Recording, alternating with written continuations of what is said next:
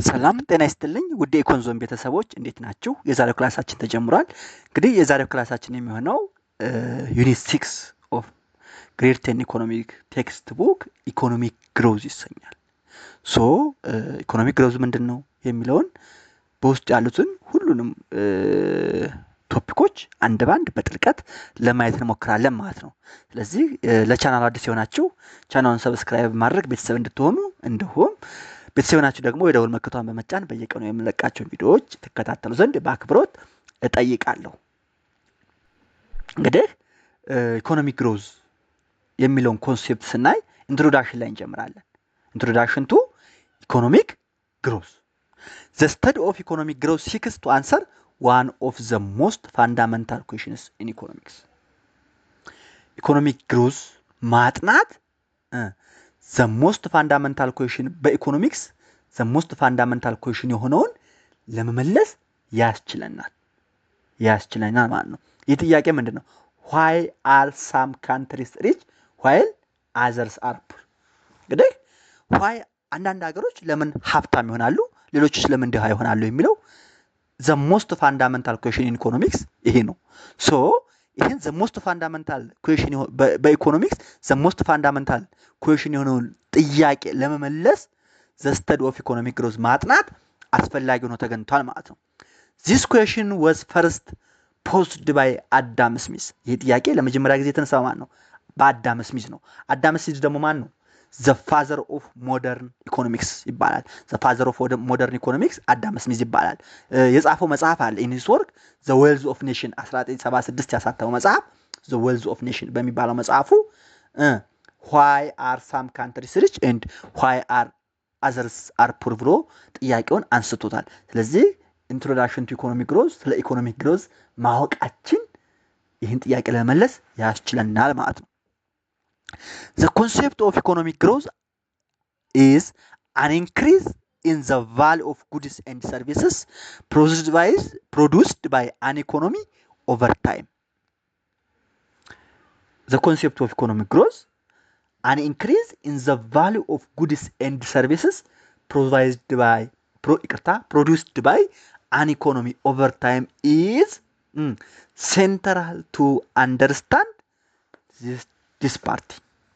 Economic growth reflects the rising capacity of an economy to produce goods and services, and it is the primary engine behind poverty alleviation, improved standard of living, and national development. እንግዲህ economic growth the rising capacity of an economy to produce goods and services ምን ያደርጋል? ሪፍሌክት ያደርጋል እና ደግሞ ከፖቨርቲ አሊቬሽን ከኢምፕሩቭድ ስታንዳርድ ኦፍ ሊቪንግ እና ከናሽናል ዴቨሎፕመንት ጀርባ ያለ ሞተር ማን ነው? ኢኮኖሚክ ግሮዝ ነው። ኢኮኖሚክ ግሮዝ ሲኖር ፖቨርቲ ይወገዳል። ስታንዳርድ ኦፍ ሊቪንግ ኢምፕሩቭ ይሆናል፣ ይሻሻላል። ናሽናል ዴቨሎፕመንት አጠቃላይ እድገት ይመጣል። ስለዚህ ከነዚህ ሶስት ተርሞች ጀርባ ያለ ኢንጂን ሞተር ማን ነው? ኢኮኖሚክ ግሮዝ ይባላል። Without consistent growth, a nation cannot sustainably improve the welfare of its citizens or compete effectively on global issue. Persistent የሆነ consistent የሆነ economic growth ከሌለ ሀገራት the welfare of its citizen የሀገራቸውን citizen welfare improve ማድረግ አይችሉም። ኢኮኖሚክ ግሮዝ ከሌለ improve ማድረግ አይችሉም። እንደ እሱ ብቻ ሳይሆን ደግሞ በግሎባል ስኬል ኮምፔት ለማድረግ ኢፌክቲቭሊ ኮምፔት ለማድረግ ድምጻቸውን ለማሰማት አይችሉም። በቃ ዲሃ ከሆንክ መናገር አትችልም። ብትናገርም በቃ ቃላት ልመና ነው። ዙሩ ምንም ማንም ኮንሰርን አይሰጥም።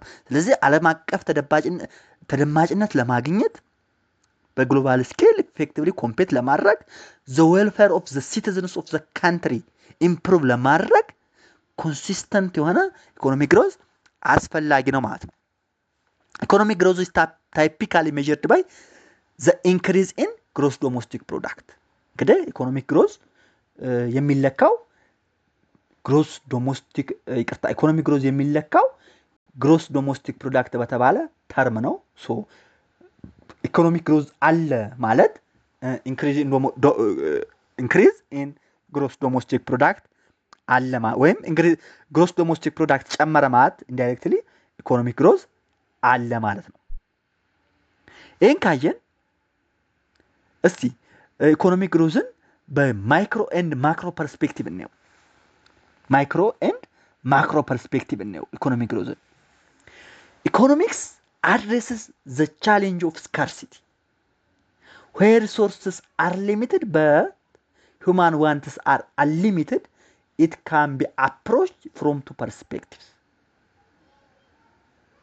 ምን አለ እንግዲህ እንዳልኳችሁ ኢኮኖሚክስ ሲጀመር የተመሰረተበት ምክንያት to challenge the challenge of scarcity ነው። ስካርሲቲ ስላለ ነው ኢኮኖሚክስ የሚባለው ተርም የተፈጠረው። እንደውም ኢኮኖሚክስ is the study of scarcity ይባላል። ሶ ኢኮኖሚክስ ይሄን የቻሌንጅ ኦፍ ስካርሲቲ ምን ያደርጋል? አድሬስ ያደርጋል። where resources are limited ስካርሲቲ ማለት ደግሞ resources are limited but human wants are unlimited. so it can be addressed by two approaches, micro approach እና macro approach ማለት ነው። micro approach studies decision making by individual and firms. micro ከሆነ እያንዳንዱ decision making በኢንዲቪጁዋል ይችላል፣ በፈርም ሌቨል ይችላል። የነሱን ዲሲሽን ሜኪንግ የሚያጠና ማይክሮ ሌቨል ይባላል። ለምሳሌ ኮንሱመር ማክሲማይዜሽን ሳቲስፋክሽን፣ ፋርመርስ ማክሲማይዚንግ ፕሮፊት። ይሄ አልቲሜት ባይዞ አልቲሜት ኦብጀክቲቭ ኦፍ ኮንሱመር ምንድነው? ዩቲሊቲያቸውን ማክሲማይዝ ማድረግ ነው። ሳቲስፋክሽናቸውን ማክሲማይዝ ማድረግ ነው። ፈርሞችስ ፕሮፊታቸውን ማክሲማይዝ ማድረግ ነው። ስለዚህ እነዚህ ሁለት ቃላት እነዚህ ሁለት ተርም ሁለት ዲሲሽኖች በማይክሮ ኢኮኖሚክስ ይጠናሉ። ማክሮ ኢኮኖሚክስ ከሆነስ it examines the economic activity of at the general level ነው። ማክሮ ኢኮኖሚክስ ከሆነ ኢኮኖሚክ አክቲቪቲን ኤግዛማይን የሚያደርገው at national level ነው። focusing on overall performance and economic policy. So macroeconomics is concerned with optimizing national output and resource uses to achieve key economic goals. ምክንያቱም ፎከስ የሚያደርገው ምንድነው? ኦቨርኦል ፐርፎርማንስ ኤንድ ኢኮኖሚክ ፖሊሲ ላይ ስለሆነ ማክሮ ኢኮኖሚክስ ኮንሰርን የሚያደርገው ኦፕቲማይዚንግ ናሽናል አውትፑት ኤንድ ሪሶርስ ቱ አቺቭ ኪ ኢኮኖሚክ ጎልስ ላይ ነው ማለት ነው። ስለዚህ ኢኮኖሚክ ጎል እንግዲህ ከምን ጋር ይያዛል? ኢኮኖሚክ ግሮዝ አንድ ኢኮኖሚክ ጎል ነው። ስለዚህ በማክሮ እና ማይክሮ ፐርስፔክቲቭ ማየት አስፈላጊ ነው። ሶ ማይክሮ ፐርስፔክቲቭ ምንድነው? ማክሮ ፐርስፔክቲቭ ምንድነው የሚለውን ደግሞ አየን። ከዛ መቀጠል ማክሮ ኢኮኖሚክ ቬሪየብልስ የሚባሉ አሉ። ማክሮ ኢኮኖሚክ ቬሪየብልስ የሚባሉ አሉ። ብዙ ናቸው ግን አራቱን ለማየት እንሞክር። ማክሮ ኢኮኖሚክ ቬሪየብልስ የሚባሉት ማለት ነው። ገቨርንመንት ዩዝስ ማክሮ ኢኮኖሚክ ኢንዲኬተርስ ቱ አሰስ ኤንድ ጋይድ ዘ ኦቨርኦል ሄልዝ ኤንድ ዳይሬክሽን ኦፍ ዘ ኢኮኖሚ። እንግዲህ ገቨርንመንት ምን ያደርጋል? ዘ ኦቨርኦል ሄልዝ ኤንድ ዳይሬክሽን ኦፍ ኢኮኖሚ ለመለካት ጋይድ ለማድረግ ማክሮ ኢኮኖሚክ ኢንዲኬተሮችን ይጠቀማል። ማክሮ ኢኮኖሚክ ኢንዲኬተሮች ይጠቀማል። ለምሳሌ አንድ ሰው ብለድ ፕሬሸር ለመለካት ወይም ኦክሲጅን ሌቨሉን ለመለካት ብቻ ሳምዌር ነገር ለመለካት የሆነ ሜተድ እንጠቀማለን።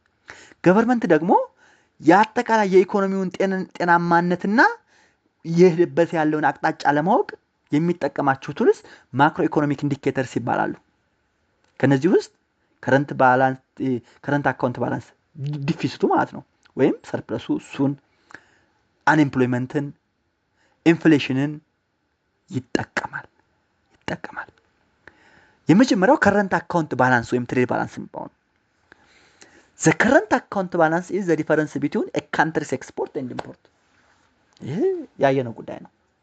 ከረንት አካውንት ባላንስ ማለት ወይም ትሬድ ባላንስ የሚባለው the difference between country's export and import ነው። ፎርሙላው current account balance equal to export x minus import m ነው።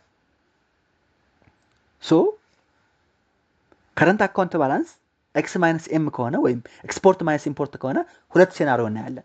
ሁለት ሴናሪዮ ይኖራል። አንደኛው ሴናሪዮ ኤክስፖርት ከኢምፖርት ሲበልጥ ነው። ሁለተኛው ሴናሪዮ ደግሞ ኤክስፖርት ከኢምፖርት ሲያንስ ነው ወይንም ኢምፖርት ከኤክስፖርት ሲበልጥ ነው። ኤክስፖርት ከኢምፖርት ከበለጠ ወይም ኢምፖርት ከኤክስፖርት ካነሰ ትሬድ ሰርፕለስ ይባላል which is x greater than m. the country exports more than its imports. x greater than m ማለት ወይም export greater than import ማለት the country is exporting more items than import ወይንም it is a desirable situation ነው. common in developed countries with strong manufacturing sector ይሄ ትሬድ ሰርፕለስ የሚፈጠረው ብዙ ጊዜ ባደጉ ሀገራት ወይንም ስትሮንግ ማኒፋክቸሪንግ ሴክተር ያላቸው ሀገራት ላይ ሀፕን የሚያደርግ ነው። አሁን ለምሳሌ የቻይና ትሬድ ሰርፕለስ ነው፣ ምክንያቱም በጣም ብዙ ምርት አምርታ ትሸጣለች። የአሜሪካ ባይዞ ዲፊሲት ነው ፎር ኢንፎርሜሽን። ቻይና ግን ሰርፕለስ አለ፣ ምክንያቱም ዌል ስትሮንግ ማኒፋክቸሪንግ ሴክተር ስላላት ማለት ነው። ሌላ ሁለተኛው ሴናሪዮ ዲፊሲት ነው፣ ትሬድ ዲፊሲት ነው። ትሬድ ዲፊሲት ኦከርስ ወይም ኤክስፖርት ኦፍ ጉድስ ማይነስ ለስ ኢምፖርት ኦፍ ጉድስ ወይም ኢምፖርቱ ከኤክስፖርቱ ከበለጠ ነው። ዘ ካንትሪ ኢምፖርትስ ሞር ዛን ኢት ኤክስፖርትስ ካመረተችው አምርታ ወደ ውጭ ከሸጠችው ይልቅ ከውጭ ገዝታ ያስገባችው ይበልጣል። የኢትዮጵያ ሴናሪዮ ማለት ነው። ለምሳሌ የኢትዮጵያ ሴናሪዮ አንድ ወቅት ስንት ላይ መሰላችሁ? 2011 ላይ በኢትዮጵያ ካላንደር ወደ 15 ቢሊዮን የሚወጣ ገንዘብ አስገብተን ወደ 4 ቢሊዮን 3.8 ቢሊዮን የሚወጣ ነበር ያስወጣ ነው። ያ ማለት ወደ 11.2 ቢሊዮን ዲፊሲት ነበረ። ሉክ ምን ያህል ብዙ እንደሆነ። ያ ማለት እኛ የምንጠቀመው ኦልሞስት አንድ አራተኛው ገደማ የምናወጣው ወደ ውጭ የምንልከው ከምናስገባው አንድ አራተኛ ገደማ የሚደርስ አይደርስም፣ እንደዛ አካባቢ ነው ማለት ነው። ሶ ትሬድ ዲፊሲት ኢዝ ኤ ዲስአድቫንቴጅ ሲቹዌሽን often faced by developing countries ታዳጊ ሀገራት that rely on exporting raw materials and importing finished goods። እንግዲህ ይሄ ትሬድ ዲፊሲት የሚባለው ብዙ ጊዜ የሚያጋጥመው በታዳጊ ሀገራት ሲሆን ታዳጊ ሀገራት ደግሞ እንደምታውቁት ሮ ማቴሪያልን ኤክስፖርት በማድረግ እና ፊኒሽድ ጉድን ኢምፖርት በማድረግ ይታወቃሉ ማለት ነው። So maintaining a favorable trade balance is important for currency stability, job creation and economic independence። ስለዚህ ፌቨሬብል ትሬድ ባላንስን ሜንቴን ማድረግ የከረንሲ ስታቢሊሽን ለስራ ፈጠራ እና ለኢኮኖሚክ ኢንዲፔንደንስ ለኢኮኖሚ ነፃነት አስፈላጊ ነው ማለት ነው። ባይዘው ለምን ብርን ባለፈው አዳክመን ዶላር ለምን የተወደደ ይመስላችኋል? ከረንሲ ስታቢሊቲ ከዚህ ጋር ስለሚገናኝ ነው። ትሬድ ባላንሳችን በጣም ስለሞተ ስለሾቀ ነው። ትሬድ ባላንሳችን ስለሾቀ ፕራይመሪ አግሪካልቸራል ፕሮዳክት ኤክስፖርት ስለምናደርግ ሮ ማቴሪያል ኤክስፖርት ስለምናደርግ ያው ቡና ነው ኤክስፖርት የምናደርገው አክቹዋሊ የታወቀ ነው። እሱን ስለምናደርግ ትሬድ ዲፊሲት በጣም ስለገጠመን ነው። ስለዚህ አንድ ሀገር እንደ ኔሽን ፌቨሬብል ትሬድ ባላንስን ለስራ ፈጠራ ለከረንሲ ስታቢሊቲ እና ለኢኮኖሚክ ኢንተርዲፔንደንስ ግዴታ ማስተካከል አለበት ማለት ነው። ስለዚህ አንደኛው ማክሮ ኢኮኖሚክ ቫሪያብል ትሬድ ባላንስ ወይም ከረንት አካውንት ባላንስ ይባላል። ሁለተኛው ማክሮ ኢኮኖሚክ ቫሪያብል ኢንፍሌሽን ነው። ኢንፍሌሽን ኢዝ ዘ ጀነራል ኢንክሪዝ ኢን ፕራይስ ኦፍ ጉድስ ኤንድ ሰርቪስስ ኦቨር ታይም። ኢንፍሌሽን ማለት ነው ዘ ጀነራል ኢንክሪዝ ኢን ፕራይስ ኦፍ ጉድስ ኤንድ ሰርቪስ፣ የሁሉም ጉድስ እና ሰርቪሶች ዋጋ በጊዜ ሂደት እየጨመረ ሲሄድ ኢንፍሌሽን ወይም የዋጋ ግሽበት ይባላል። ኢት ሪዲዩስስ ዘ ፐርቼዚንግ ፓወር ኦፍ መኒ ሚኒንግ ፒፕል ካን ባይ ለስ ዊዝ ሴም አማውንት ኦፍ መኒ። እንግዲህ ኢንፍሌሽን ሲኖር ዘ ፐርቼዚንግ ፓወር ኦፍ መኒ ምን ያላል? ይደክማል። በ5 ብር ስገዛ የነበረው 20 ብር 30 ብር ሲሆን ፐርቼዚንግ ፓወር ኦፍ መኒ ደከመ ማለት ነው። ሚኒንግ ምን ማለት ነው? ፒፕል ባይ ለስ ዊዝ ዘ ሴም አማውንት ኦፍ ከረንሲ ማለት ነው። ሃይ ኢንፍሌሽን ሊድስ ቱ ራይዚንግ ሊቪንግ ኮስት፣ ኢሮዥን ኦፍ ሴቪንግ ኤንድ ኢኮኖሚክ ኢንስቴቢሊቲ። እንግዲህ ሃይ ኢንፍሌሽን ሲኖር አንደኛ ሊቪንግ ኮስት ሃይ ይሆናል፣ የኑሮ ውድነት ይወደዳል። ኢሮዥን ኦፍ ሴቪንግ ሙሉ በሙሉ ይጠራረጋል። በቃ ምንም ሴቭ የምታደርገው ነገር አይኖርም፣ ምክንያቱም ሴቭ የምታደርገው በልተክ ሲተርፍ ነው። ኢንፍሌሽን ካለ ኑሮ ከተወደደ ግን እንኳን ሴቭ የምታደርገው የምበላውም አይኖርም። ሶ ኢሮዥን ኦፍ ሴቪንግ ይኖራል። ፋይናሊ ኢኮኖሚክ ኢንስቴቢሊቲ ይፈጠራል። የሰው ልጅ ካበላ ከራበው የኑሮ ውድነት ከተፈጠረበት አደገኛ ወዘኔ ነው የሚሆነው። ተርሞ ብጥብጥ ምናምን ይነሳል። ስለዚህ ኢኮኖሚክ ኢንስቴቢሊቲ ፋይናሊ ይከሰታል ማለት። ሌላው ሞደሬት ኢንፍሌሽን ካን ኢንዲኬት ሄልዚ ዲማንድ ኤንድ ኢንቨስትመንት። ግን ኢንፍሌሽን ጋሎፒንግ አይሆን ሃይፐር አይሆን እንጂ ሞደሬት ኢንፍሌሽን አሪፍ ነው። ሞደሬት ኢንፍሌሽን ይበረታታል። የክሪፒንግ ኤንድ ወኪንግ ኢንፍሌሽን ይባላል። እሱ ለሄልዚ ዲማንድ ለመፍጠር እና ለኢንቨስትመንት ለማበረታታት ይፈለጋል ማለት ነው። እንግዲህ ኢንፍሌሽን ማለት ይሄ ማለት ከሆነ ኬዝስ ኦፍ ኢንፍሌሽን አሉ። ሁለት ናቸው። የኢንፍሌሽን የዋጋ ግሽበት ምክንያቶች የሚባሉ ሁለት ናቸው። የመጀመሪያው ኮስት ፑሽ ኢንፍሌሽን ይባላል። occurs when production cost ለምሳሌ wages raw materials ሲጨምሩና pushing up price ያደርጉ ነው። እንግዲህ ፕሮዳክሽን ላይ ስናይ ምን ብለናል? ፋክተር ኦፍ ፕሮዳክሽን የሚባሉ አሉ፣ ሌበር ካፒታል የሚባሉ አሉ። የነሱ ዋጋ ሲወደድ ያ ማለት ፕሮዳክሽን ኮስት ሲጨምር የምርቱ ዋጋ ይጨምራል ማለት ነው። የምርቱ ዋጋ ይጨምራል። ይሄ ምን ይባላል? ኮስት ፑሽ ኢንፍሌሽን ይባላል። ኮስት ፑሽ ኢንፍሌሽን is an inflation occurs when production costs rise and this leads pushing up prices finally ማለት ነው። ሁለተኛው demand pull inflation የሚባለው ነው። demand pull inflation occurs when demand for goods exceeds supply allowing producers to raise price. demand pull inflation የሚባለው ደግሞ ገበያ ላይ ካለው አቅርቦት የበለጠ ፍላጎት ሲኖር የሚፈጠር የዋጋ ግሽበት አይነት ነው። occurs when demand for goods exceeds supply and እንግዲህ ዲማንድ ከሰፕላይ ከበለጠ ደግሞ ፕሮዲዩሰሮች ምን እንዲያደርጉ ያግዛቸዋል? ዋጋ እንዲያስወድዱ ምክንያት ይሆናል ማለት ነው። ምክንያቱም ዲማንድ ካለው ዋጋ ቢያስወድዱም ተሻምቶ ስለሚገዟቸው ማለት ነው። ኢንፍሌሽን ኮንትሮል is a core goal of central banks and is essential for sustainable growth። እንግዲህ ታስታውሱ ከሆነ ስለ ሴንትራል ባንክ፣ ስለ ናሽናል ባንክ፣ ስለ ኮመርሻል ባንክ ስናይ የናሽናል ባንክ ዋናው ሪስፖንሲቢሊቲ ምን ብለን ነበረ? ሞኔታሪ ፖሊሲ ማኔጅ ማድረግ ብለን ነበረ። ስለዚህ ከሞኔታሪ ፖሊሲ አንዱ ምንድነው? ኢንፍሌሽን ኮንትሮል ነው። ስለዚህ ኢንፍሌሽን ኮንትሮል is a core goal of central banks and is essential for sustainable growth ነው ማለት ነው። ስለዚህ ሁለተኛው ማክሮ ኢኮኖሚክ ቫሪኤብል ኢንፍሌሽን ነው። ሎው ኢንፍሌሽን ያለበት ወይም ሞዴሬት የሆነ ጥሩ ኢንፍሌሽን ያለበት ኢኮኖሚ ሄልዚ ኢኮኖሚ ይባላል። otherwise ሃይፐር ኢንፍሌሽን and galloping ኢንፍሌሽን ኢኮኖሚን ያደቃል፣ ኢኮኖሚክ ኢንስታቢሊቲ ይፈጥራል ማለት ነው። ሌላው ሶስተኛው ማክሮ ኢኮኖሚክ ቬሪኤብል ኢኮኖሚክ ግሮዝ ይባላል። ኢኮኖሚክ ግሮዝ measures how much an economy's output increase over time። ኢኮኖሚክ ግሮዝ ማለት ነው አይደል? የአንድ ኢኮኖሚ አውትፑት በጊዜ ሂደት የሚጨምርበት ሂደት ኢኮኖሚክ ግሮዝ ይባላል። measures how much an economy output increase over time። ታይፒካሊ በየአመቱ ነው የሚሰራው ኢኮኖሚክ ግሮዝ ታወቀ ነው። it is one of the most desired macroeconomic goal because it leads to ወደ እነዚህ ነገሮች እንግዲህ one of the most desired macroeconomic goal አንዱ ማን ነው? ኢኮኖሚክ ግሮዝ ነው። ለምን ኢኮኖሚክ ግሮዝ the most desired macroeconomic goal ሆነ ብንል ምክንያቱም ኢኮኖሚክ ግሮዝ leads to higher national income, improved public service, better job opportunity, greater investment and innovation። ኢኮኖሚክ ግሮዝ ካለ ሃይ ናሽናል ኢንካም አለ፣ ግልጽ ነው። ኢኮኖሚክ ግሮዝ ካለ ፐብሊክ ሰርቪስ ኢምፕሩቭ ይሆናል። ኢኮኖሚክ ግሮዝ ካለ ቤተር ጆብ ኦፖርቹኒቲ የስራ ዕድል ፈጠራ አለ። ኢኮኖሚክ ግሮዝ ካለ ግሬተር ኢንቨስትመንት አለ፣ ኢኖቬሽን አለ።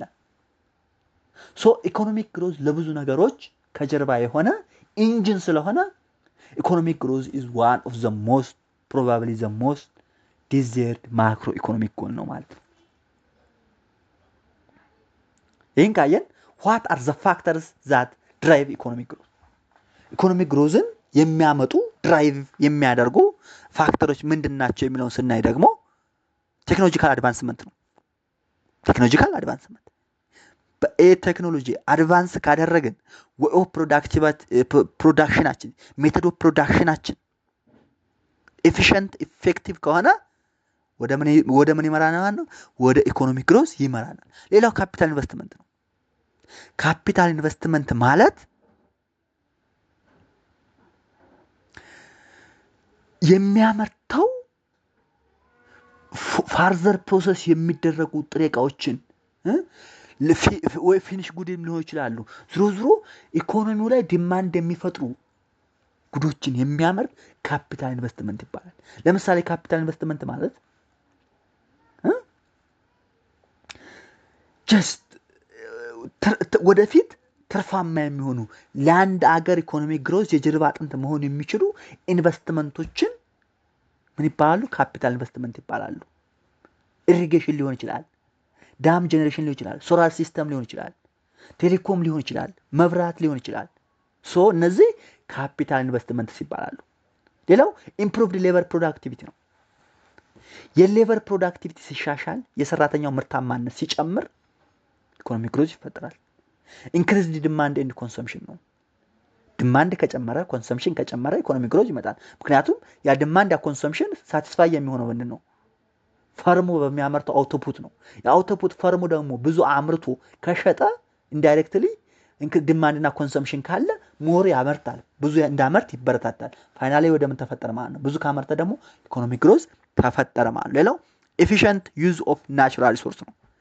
ናቹራል ሪሶርሳችን ኤፊሽንትሊ ከተጠቀምን በአስፈላጊው ጊዜ በአስፈላጊ ሁኔታ ዊዛውት ኤኒ ዌስቴጅ ያለ ሙስና ከተጠቀምን ኢኮኖሚክ ግሮዝ ይመጣል ማለት ነው። ስለዚህ ኢኮኖሚክ ግሮዝን ድራይቭ የሚያደርጉ ፋክተሮች ምንድናቸው እንባል?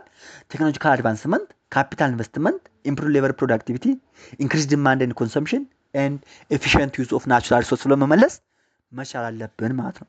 ኤ ግሮዊንግ ኢኮኖሚ ካን ሪዱስ ፖቨርቲ ኤንድ ክሬት ሞር ኦፖርቹኒቲ ፎር ቦዝ ኢንዲቪጁዋል ኤንድ ቢዝነስ።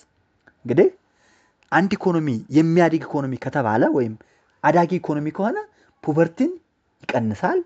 ፖቨርቲን መቀነስ ብቻ ሳይሆን ኦፖርቹኒቲን ሜኒ ኦፖርቹኒቲ ለኢንዲቪጁዋሎች እና ለቢዝነሶች ምን ያደርጋል? ኦፖርቹኒቲዎችን ክሬት ያደርጋል። ኤ ግሮዊንግ ኢኮኖሚ ካን ሪዱስ ፖቨርቲ ኤንድ ክሬት ሞር ኦፖርቹኒቲስ ፎር ቦዝ ኢንዲቪጁዋልስ ኤንድ ቢዝነስስ ማለት ነው።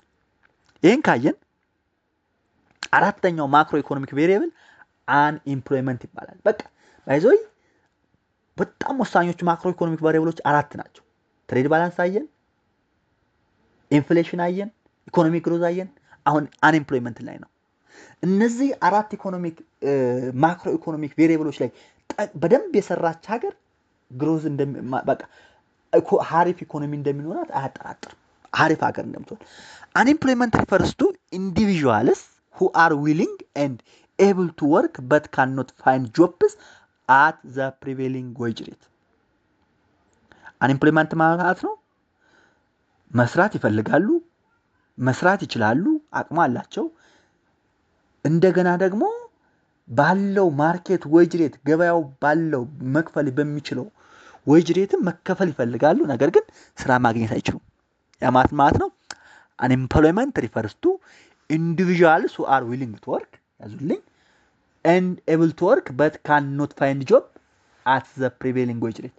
ስለዚህ አንኢምፕሎይመንት አንድ ሰው አንኢምፕሎይድ ሊባል የሚባልበት ሲናሪዮ ሶስት ነገሮች ሲሟሉ፣ አንደኛ መስራት ባለው ወቅታዊ ዋጋ መስራት የሚችል ከሆነ፣ ባለው ወቅታዊ ዋጋ መስራት የሚፈልግ ከሆነ፣ ይሄን ፈልጎም ችሎም እና ደግሞ ስራ ማግኘት ካልቻለ አንኢምፕሎይመንት ይባላል።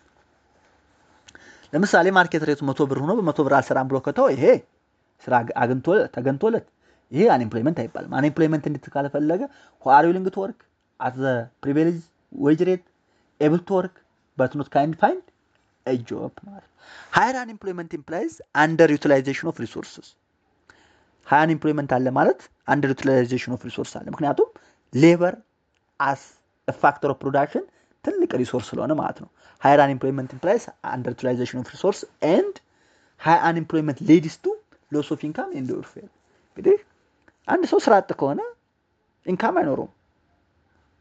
ስለዚህ ኢንካሙ ሎስ ካደረገው ዌልፌርም አይኖረውም ማለት ነው። ድህነት ጀስት ዌልፌሩ አይጠበቅም። ሌላው reduced production and economic output ፕሮዳክሽንን በመቀነስ ኢኮኖሚክ አውትፑትንም ይቀንሳል። አንኢምፕሎይመንት ካለ ሰራተኛው ዝም ብሎ ከዋለ ምርት ካላመረተ ፕሮዳክሽን ይቀንሳል። ፋይናሊ ፕሮዳክሽን ከቀነሰ ደግሞ ኢኮኖሚክ አውትፑት ይቀንሳል ማለት ነው። and increased poverty and social unrest አንኢምፕሎይመንት ምን ያደርጋል?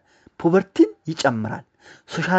ሶሻል አንስትሬትን ማህበራዊ ቀውስን ይፈጥራል፣ ይጨምራል ማለት ነው። ማን? አንኢምፕሎይመንት። ይሄን ካየን ታይፕ ኦፍ አንኢምፕሎይመንት የሚሉን አራት አይነት አንኢምፕሎይመንት አሉ። አንደኛው ፍሪክሽናል አንኢምፕሎይመንት ይባላል። ይሄ ቴምፖራሪ አንኢምፕሎይመንት ነው። ቴምፖራሪ አንኢምፕሎይመንት as people move between jobs and enter into the labor force። እንግዲህ አንዳንድ ጊዜ ፍሪክሽናል አንኢምፕሎይመንት ማለት አንድ ሰራተኛ የስራ ዘርፍ ሲቀይር ከአንዱ መስሪያ ቤት ወደ ሌላ መስሪያ ቤት ሲሄድ ኢንትራንዚት ምን ሊሆን ይችላል? ስራ ለጊዜው ሊያቆም ይችላል። ያ ቴምፖራሪ ኤምፕሎይመንት ይባላል። ወይንም ደግሞ ኒው ግራጁዌትስ ለምሳሌ ከዩኒቨርሲቲ የተመረቁ ሰዎች ስራ እስከሚፈልጉ ድረስ ምን ስራ አጥ ሊሆኑ ይችላል። ለምሳሌ እኔ ተመርቄ ስራ እስከሚይዝ ድረስ ለ65 ቀን ምናምን ስራ እየፈለግኩ ኢንተርቪው እያደረግኩ ሲቪ እያስገባው ምናምን ቆይቻለሁ። እሱን ይባላል። ያኔ አዛ ታይም አይ ዋዝ ፍሪክሽናሊ አንኤምፕሎይድ ነበርኩ ማለት ነው። ፍሪክሽናል አንኤምፕሎይመንት ማለት ያ ነው። ሌላው ስትራክቸራል አንኤምፕሎይመንት ነው። ስትራክቸራል አንኤምፕሎይመንት ኢዝ ኬዝድ ባይ ቼንጅስ ኢን ዘ ኢኮኖሚ። ስትራክቸራል አንኤምፕሎይመንት ደግሞ ቼንጅስ ኢን ዘ ኢኮኖሚ ሲኖር የሚፈጠር አንኤምፕሎይመንት ነው። ያ ማለት በኢኮኖሚው ቼንጅ ምክንያት በኢኮኖሚ ስትራክቸራል ቼንጅ ምክንያት ዲማንድ ፎር ሌበር ሲቀንስ ማለት ነው። ለምሳሌ ኦብሶሌት ኢንዱስትሪስ ኦር ስኪልስ። ለምሳሌ ሃይሊ ሌበር ኢንተንሲቭ የነበረ ኢንዱስትሪ ካፒታል ኢንቴንሲቭ ቢሆንና የሌበር ፍላጎት ቢቀንስ ዱቱ ዛት ሚስማች ቢትዊን ሌበር ዲማንድ ኤንድ ሰፕላይ ተፈጠረ ማለት ነው። ስትራክቸራል አንኤምፕሎይመንት ተፈጠረ ማለት ነው። እሱ ምን ይባላል? ዞሮ ዞሮ ቼንጅስ ኢን ዘ ኢኮኖሚ ሲኖር ወይም ስኪሉ አስፈላጊነቱ ሞር ሲቀር ምን ይባላል? ስትራክቸራል አንኤምፕሎይመንት ይባላል። ለምሳሌ ድሮ ምን ነበረ መሰላችሁ? ንግድ ባንክ አሉ ሲስተም የኮር ባንኪንግ የሚባለው ሲስተም ከመምጣቱ በፊት የደንበኞችን ፎቶና ፊርማ የሚያይ በወረቀት እያገላበጠ ምናምን አንድ ግለሰብ ነበር አሉ። አሁን ግን ያ ሰውዬ ሲስተም መጣና ኮር ባንክ የሚባለው ሲስተም የግለሰቦች ፎቶና ፊርማ ሲስተም ላይ መጫን ሲጀምር ካሽ የሚከፍለው ሰው እዛ አይቶ መክፈል ሲጀምር ያ ሰውዬ ይሄ ዶሴ እያገላበጠ ፎቶና ፊርማ ማመሳከር ስራው የነበረ ሰው በቃ ዲማንዱን አጣ። ይሄ ማለት ነው የኢኮኖሚው ስትራክቸራል ቼንጅ ዲዩ ቱ ቴክኖሎጂ አድቫንስመንት በቃ ስራውን አጣ ማለት ነው። ያ ነው ስትራክቸራል አንኤምፕሎይመንት ማለት። ሌላው ሲዝናል አንኤምፕሎይመንት ነው። ሲዝናል አንኤምፕሎይመንት ኢዝ ሊንክድ ቱ ስፔሲፊክ ሲዝንስ።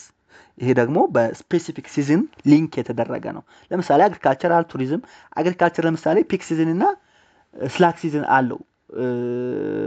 ለምሳሌ ሐምሌ ነሐሴ እስከ ሰኔ ጀምሮ የአግሪካልቸር ስራ በጣም ስራ የሚበዛበት ነው። ይሄ ሲዝን ይባላል። ሌላ ደግሞ ምርቶች አሁን ከሰበሰቡ በኋላ ለምሳሌ ከጥር ጀምሮ የካቲት መጋቢት ላይ ዝም ብሎ ገበሬ ስራ ሊያጣ ይችላል። የቱሪዝም ሴክተር ደግሞ ጥር ላይ ምናምን በጣም ሊደራ ይችላል። ሰርግ ምናምን በዓል ምናምን ሊኖር ይችላል። የሆነ ጊዜ ደግሞ ክረምት ላይ ሊቀዘቅዝ ይችላል። እሱ ምን ይባላል? ሲዝናል አንኤምፕሎይመንት ይባላል። ሌላው ስትራክቸራል አንኤምፕሎይመንት ነው። ስትራክቸራል አንኤምፕሎይመንት ማለት ሪዛልቲንግ ፍሮም ኤ ስሎው ዳውን ኦር ሪሰሽን ኢን ዘ ኢኮኖሚ። ኢኮኖሚው ስሎው ዳውን ወይም ሪሰሽን ሲሆን የሚፈጠር አንኤምፕሎይመንት ስትራክቸራል አንኤምፕሎይመንት ይባላል። ለምሳሌ በዚህ አንድ ምሳሌ ስጠቅስ በኮቪድ ጊዜ 2020 በኮቪድ ጊዜ ምን ተፈጥሯል? ስትራክቸራል ሳይክሊካል አንኤምፕሎይመንት ተፈጥሮ ነበር። በቃ ቢዝነስ ሸት ዳውን ነበር፣ ኢኮኖሚው ደክሞ ነበር። በዛ ጊዜ ሰራተኛ ይቀነሳል፣ ምን ይላል። ስለዚህ ኢኮኖሚክ ስሎው ዳውን እና ሪሰሽን ሲፈጠር የሚፈጠር አንኤምፕሎይመንት ምን ይባላል? ሳይክሊካል አንኤምፕሎይመንት ይባላል ማለት ነው። ሶ ባይዘው ይሄን ወደ ሃየር ግሬድስ ላይ በደንብ እያንዳንዱን እንወራዋለን። እንደ ኳልኩሌት እንደሚደረግ ብዙ ነገር አለ።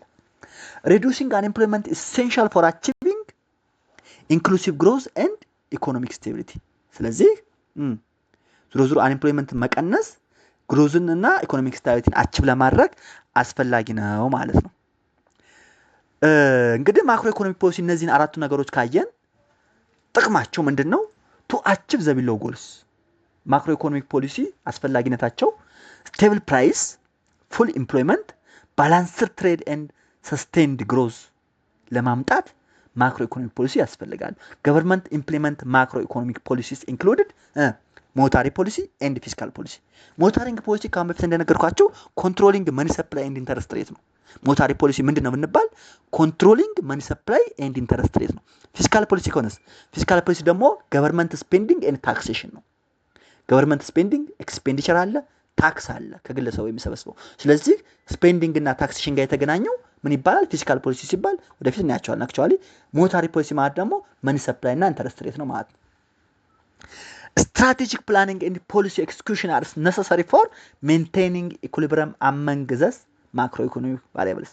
በእነዚህ ማክሮ ኢኮኖሚክ ቫሪያብል አማካኝነት ስትራቴጂክ ፕላኒንግ ኤንድ ፖሊሲ ኤክስኪዩሽን ምን ይደረጋል ማለት ነው? ሜንቴን ኢኩሊብሪየም ይደረጋል ማለት ነው።